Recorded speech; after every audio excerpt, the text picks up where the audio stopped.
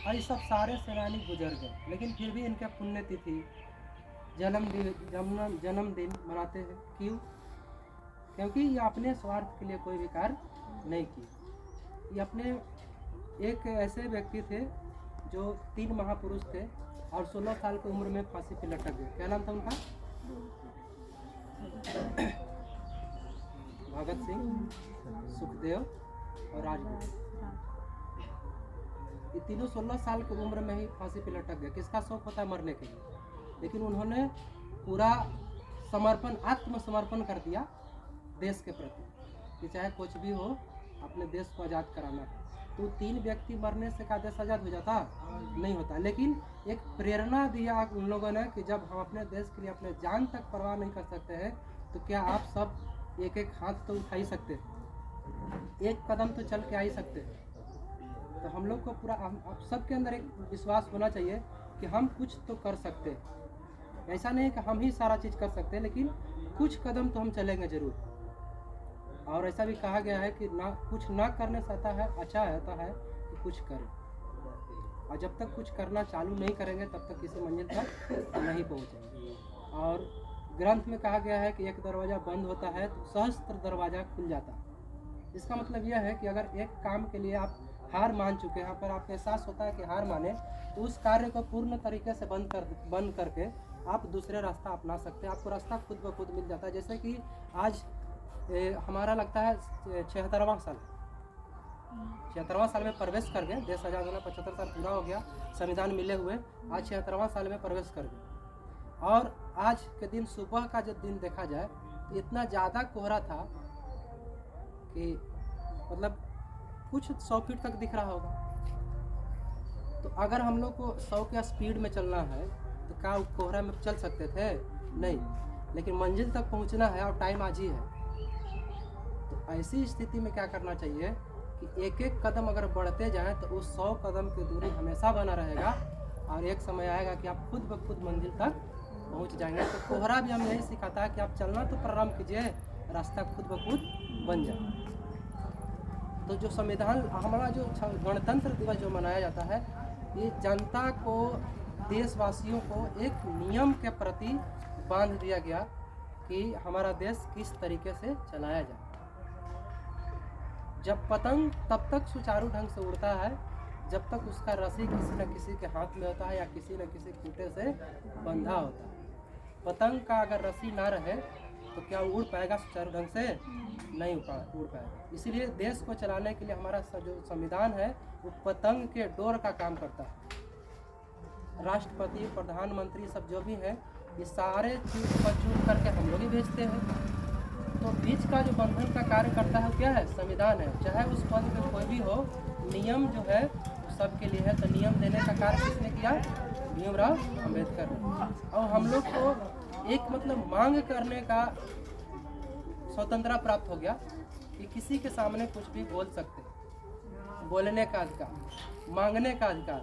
आपको देश आज़ाद होने के बाद हक का पता चला कि हमारा हक क्या है। अभी जो आरक्षण का चर्चा एक दिन हम किए थे क्लास में, आरक्षण का मतलब क्या होता है?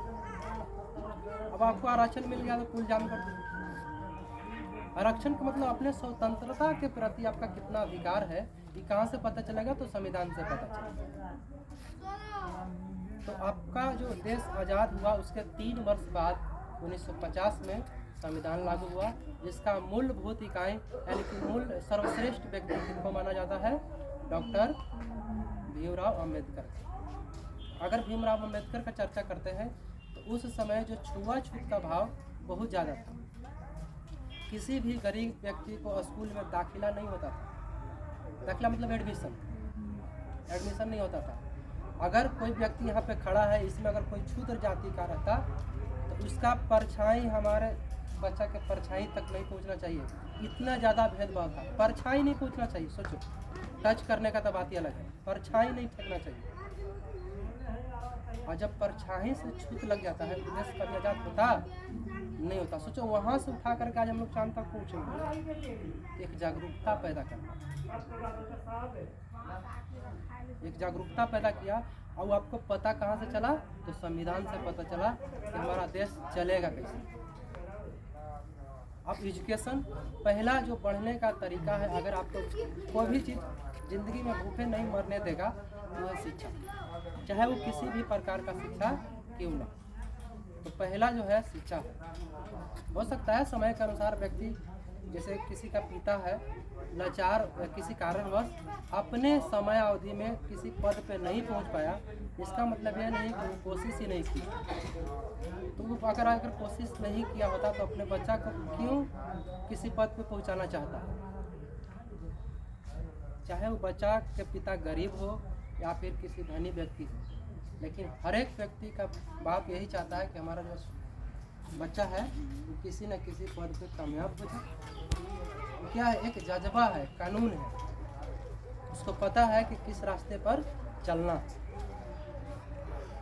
अब भीमराव अम्बेडकर जो थे संविधान तो दे दिए, संविधान देने के बाद वो संविधान क्या हो गया था, पूर्ण तरीके से नष्ट हो गया था, जल गया। जलने के बाद एक डॉक्टर राजेंद्र प्रसाद जो थे, उनका याददाश्त स्मरण शक्ति इतना ज़्यादा था, किसी भी चीज़ को एक बार पढ़ लेते थे तो भूल नहीं पाते थे। तो संविधान को पूरा पहले ही पढ़ चुके थे जब लागू हुआ था। तो जब संविधान जल गया तो अब फिर से दिक्कत होगा ना। मान लीजिए 10वां किताब हम लोग पढ़ लिए, अभी ISC में है, ISC पूरा ख़त्म कर लिए, आपको पता थोड़ी होगा कि कौन चैप्टर में क्या क्या था। लेकिन वही राजेंद्र प्रसाद के पास था कि अगर एक बार उस किताब को पढ़ लेते तो पूरा बता देते। तो पुनः उस कार्य को करने का काम डॉक्टर राजेंद्र प्रसाद ने किया। जो संविधान आज पुनः स्थित है, और जो संविधान है वो ना किसी जाति के आधार पर बनाया गया है, ना किसी धर्म के आधार पर बनाया गया है। और वैसे भी हमारा जो देश है वो धर्मनिरपेक्ष है। धर्मनिरपेक्ष मतलब किसी भी खास धर्म के व्यक्ति को मतलब प्रोत्साहन नहीं दिया जाए कि हम हिंदू धर्म के हैं तो अगला लाइन में खड़ा होंगे, आप मुसलमान धर्म के हैं तो पिछला लाइन में खड़ा होंगे। देश का जो संविधान है वो यही बताता है कि सबको बराबर का सम्मान मिलना चाहिए, अधिकार मिलना चाहिए। और जो देश चलता है किसी एक व्यक्ति से नहीं चलता है। पहला जो देश का जो किसान, पहला जो कार्य करता है किसान। किसान रोटी कपड़ा देने का काम करता है। किसान का भी बच्चा होता है, तो बच्चा क्या मतलब छात्र। छात्र अगर ना हो तो जब छात्र ही नहीं रहेगा तो शिक्षा कहाँ से आएगी? छात्र ही नहीं होगा तो शिक्षा कहाँ से आएगा? कोई भी व्यक्ति का पुण्यतिथि तब मनाया जाता है जब वो किसी खास कार्य को करता है देश के प्रति। अगर आपने अपने घर के लिए, पूरा परिवार के लिए मर जाइए ट्रेन में कट के, कभी मनता है उसका पुण्यतिथि? पूरा देशवासी दीपक जलाता है उसके लिए? नहीं जलाता। लेकिन जो देश के लिए मरता है उसके लिए हमेशा मतलब यादगार होता है। उसको कहा जाता है कि मर के भी अमर हो जाए। और हमको लगता है कि आपके अंदर इतना जज्बा है, क्योंकि सारे काम छोड़ के हमारा पास आ जाते हैं, हम जिंदगी भर आते हैं। इसी के साथ पानी को विराम देते हैं। हमेशा आप सबका अपना अपना लक्ष्य पहले फिक्स कीजिए। अपना लक्ष्य आप खुद फिक्स कीजिए। पहला कथन हमारा ये होता है कि अपना लक्ष्य हम खुद चुनेंगे।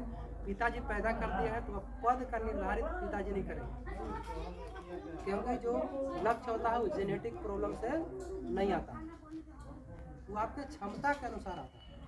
और क्षमता एक, जैसे अगर किसी कार्य को नहीं करते हैं तो हम लोग क्या करते हैं, किस्मत में नहीं था, नहीं मिला।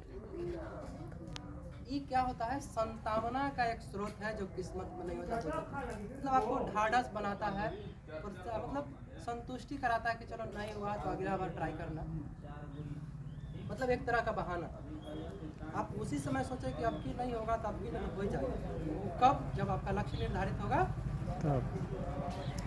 अपना लक्ष्य खुद ब खुद चुनो और लक्ष्य के प्रति अगर कार्य करेंगे, गारंटी है कि मिलेगा। नहीं होगा। 100 साल बाद हमारा देश आजाद, 100 साल तक इंतजार किया होगा व्यक्ति। 100 साल बाद जब आज़ादी मिल सकता है।